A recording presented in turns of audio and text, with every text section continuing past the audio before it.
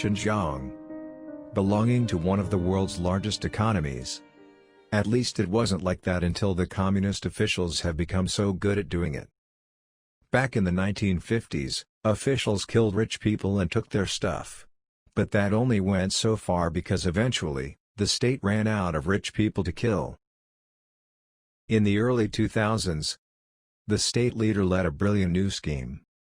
It combined the best elements of communism and cutthroat capitalism, selling those organs to rich people at state-run hospitals, which can make some serious money. This money-making scheme looks too horrible to be true. And that's one reason why people don't believe it's happening.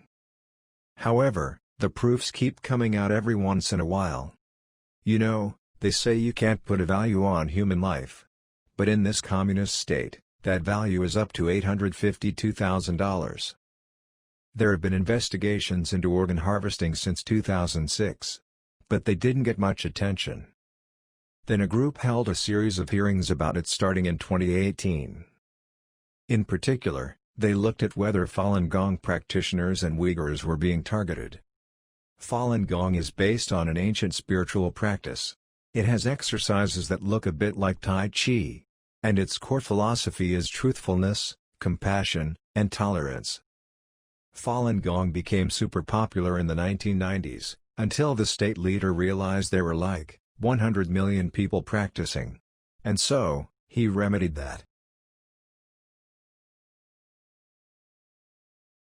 The Uyghurs are a Turkic ethnic minority who live mostly in the Xinjiang region. There are about 10 million Uyghurs, and they're mostly Muslim. Islam is unrelated to Falun Gong spiritually. But from the Communist Party's perspective, it's the same problem. There are lots of Uyghurs, and they believe in something other than the Communist Party. So, the party remedied that. On March 1, the investing group issued a 562-page judgment. It concluded, among other things, that forced organ harvesting has happened in multiple places in the state and on multiple occasions for a period of at least 20 years. And it continues to this day. It says the victims are mostly Falun Gong practitioners. And that Uyghurs are also sometimes victims. It finally makes sense why state authorities have been collecting DNA from all the residents of Xinjiang. The investigating group also concluded that there are extraordinarily short waiting times for organs.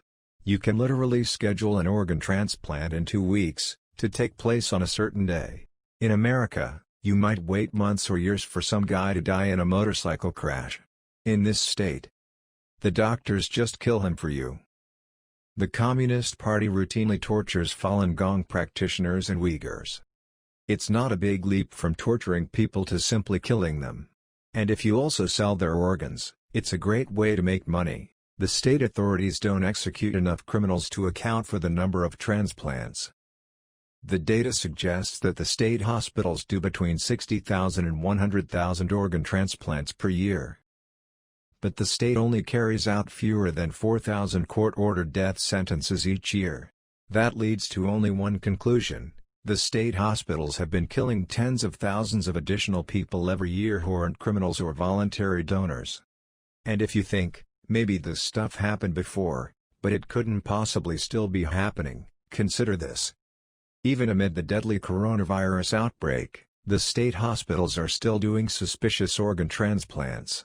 The Communist Party asks for applause for its double lung transplant on a coronavirus victim. But the fact that 2 matching lungs were found in a few days raises new suspicions of organ harvesting. Thank you for watching the video. We had to mask certain things throughout to ensure our safety. Hope you would understand the need for this. This is Storyteller, signing off.